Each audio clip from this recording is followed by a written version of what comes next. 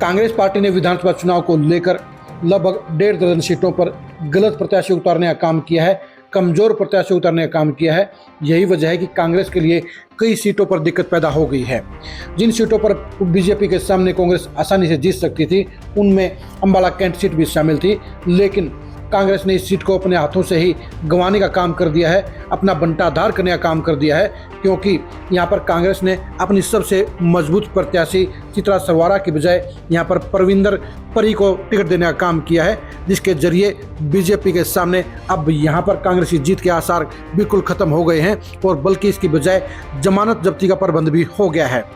Ambala cantt seat पर कांग्रेस ने क्या गलती की है, कैसे गलती की है और उसका क्या असर पड़ेगा, ये जानने के लिए आप आज की इस खरी खरी खबर को जरूर देखिए।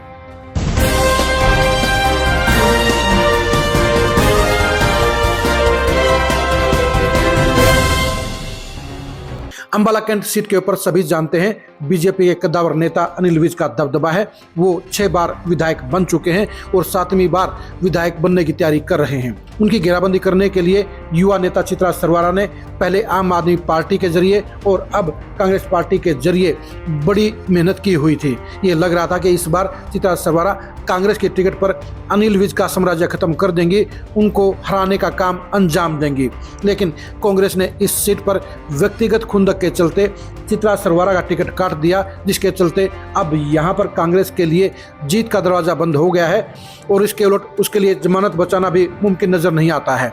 2019 के चुनाव में भी अंबाला कैंट सीट पर सेम यही एपिसोड हुआ था। उस चुनाव में भी चित्रा सरवारा की टिकट काट दी गई थी, जिसके बाद वो मजबूरन अपनी पार्टी के चुनाव पर लड़ी थी और उनको लगभग 44,000 वोट मिले थे। उनके सामने कांग्रेस ने जिनको प्रत्याशी बनाया था वेणुबाला को, उनको महज 8,500 वोट मिले थे, यानी जमानत जब्त हो गई थी। एक बार फिर से सेम वही हालात हैं। कहने को परविंदर परी पूर्व नगर पार्षद हैं, लेकिन सच्चाई ये है कि अनिल विज के सामने परविंदर परी की कोई भी संभावना नजर नहीं आती है और इसकी बजाय एक बार फिर से कांग्रेस की जमानत जब्ती का रास्ता साफ हो गया है। अब देखने की बात यही है कि परविंदर परी क्या 2019 के वोटों से 1,000-2,000 वोट फालतू ले पाएंगे या 2,000 वोटों से कम रह जाएंगे। कहा यह जा रहा है कि वो 5 से 7,000 वोटों पर ही निपट जाएंगे। दूसरी तरफ चित्रा सरवारा ने जिस तरह से आज बड़े हजूम के साथ समर्थकों की भारी संख्या के साथ नामांकन भरा है,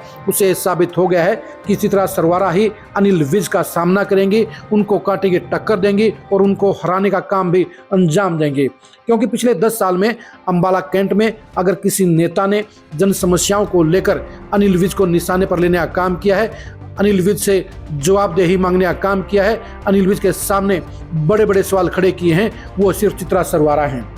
चित्रा सरवारा ने हर मौके पर जनता की हिमायती बनकर अनिल विज की सरकार में बड़ी भागीदारी के ऊपर भी निशाना साधते हुए उन्हें चैन से नहीं रहने दिया।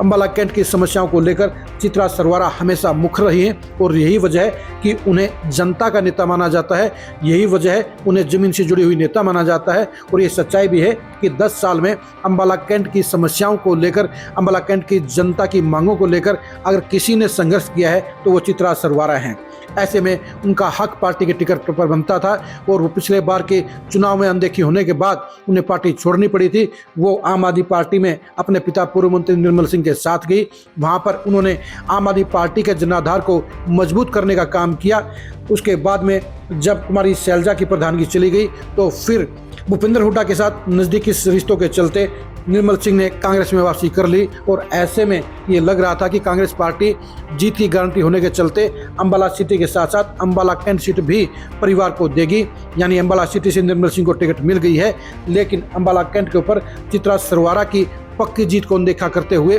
परविंदर परी के तौर पर एक कमजोर चेहरा चुनावी दंगल में उतार दिया गया है और यही वजह है कि एक बार फिर से चित्रा सरवारा को मजबूरी में निर्दलीय प्रत्याशी के तौर पर चुनावी मैदान में उतरना पड़ा है। जिस तरह से आज हजारों की संख्या में समर्थकों ने चित्रा सरवारा का साथ दिया है, उनके साथ में चुनाव जीतने का ऐलान किया है, उससे साफ जाहिर हो गया है कि सीधा मुकाबला अनिल विज और चित्रा सरवारा के बीच में होगा और कांग्रेस कहीं भी मुकाबले में नजर नहीं आएगी। यानी कि कांग्रेस ने बैठे बैठाए बजाय अपनी सबसे मजबूत सीट को खोने का काम कर दिया है और शर्मनाक हार का प्रबंध भी कर दिया है। कांग्रेस की इस गुटबाजी के कारण ही उसे एक मजबूत सीट से हाथ धोना पड़ेगा और साफ तौर पर नजर आ रहा है कि अंबाला कैंट के ऊपर अनिल विज का किला ढहने वाला है और ढहने का काम भी चित्रा सरवारा करेंगी। लेकिन काबिले गौर बात यह है कि वो पहले ये काम कांग्रेस के बैनर के नीचे कांग्रेस के निशान के साथ करने वाली थी, लेकिन अब निर्दलीय प्रत्याशी के तौर पर भी वो अनिल विज की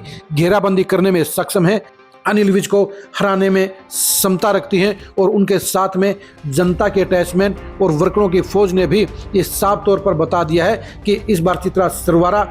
अंबाला कैंट सीट के ऊपर बड़ा लुटफेर करने जा रही हैं और अनिल विज को धूल चटाने की प्रबल संभावना को साबित करने का काम करने जा रही हैं। अंबाला कैंट के ऊपर कांग्रेस ने आत्मघाती गलती करने का काम किया है, सबसे गलत प्रत्याशी को उतारने का काम किया है, जीता हुआ प्रत्याशी की बजाय एक कमजोर प्रत्याशी को मैदान में उतारा है। यही वजह है कि अंबाला कैंट में इस बार कांग्रेस कहीं नजर नहीं आएगी, उसकी जमानत जब्त होती हुई नजर आएगी और दूसरी तरफ चित्रा सरवारा अनिल विज के सामने पूरी ताकत के साथ चुनाव लड़ती हुई नजर आएंगी, उन्हें घेरती हुई नजर आएंगी और उन्हें हराती हुई नजर आएंगी। अब देखने की बात यह है कि अनिल विज निर्दलीय चित्रा सरवारा से किस प्रकार बच पाएंगे, किस तरह से जीत को मेंटेन रख पाएंगे और किस तरह से अपनी हार से बचने में सफल रहेंगे। अंबाला कैंट सीट के ऊपर अनिल विज और चित्रा सरवारा के बीच होने वाले घमासान के अंजाम को जानने के लिए आप खरी खरी न्यूज़ के साथ बने रहिए। अंबाला कैंट पर कांग्रेस की होने वाली दुर्गति को जानने के लिए भी आप खरी खरी न्यूज़ के साथ बने रहिए। आप हमारे फेसबुक पेज को फॉलो कीजिए, आप हमारे यूट्यूब चैनल को सब्सक्राइब कीजिए। नमस्कार।